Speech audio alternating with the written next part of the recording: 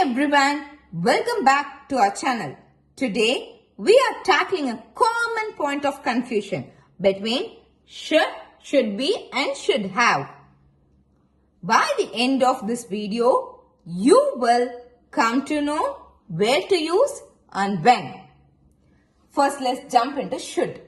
Should is generally or primarily used for two things: giving advice or talking about expectation or probability in the present or future.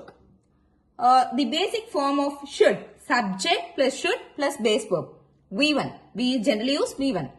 For example, when we take into advice, you look tired. You should go to bed earlier. Here we are advising. Now, giving suggestion. That restaurant is good.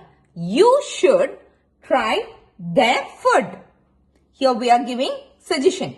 For expectations or probability, the movie should start in 5 minutes. This is what we are expecting, something to be happen in future. Now, jumping on to should be.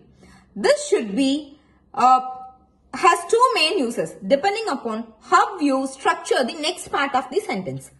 The first type, should be plus verb ing if it is active. Should be plus PP, past participle, if it is like passive. For example, it's 3 p.m. My class should be starting. Verb ing starting now. Okay. Now, the house should be painted soon.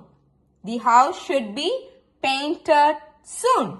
Now, should have. This is used to talk about things that were advisable in the past but didn't happen. You shouldn't have said you. This is the negative form of the sentence. So, I have used shouldn't. You shouldn't have said that to her. It was mean. Shouldn't is the negative form of the sentence. That's all for today. I hope cleared up with the confusion. The best way to master these is to practice every day in your conversation. If you find this video useful, give it a thumbs up and share it to someone who might need it. Thanks for watching. Happy learning.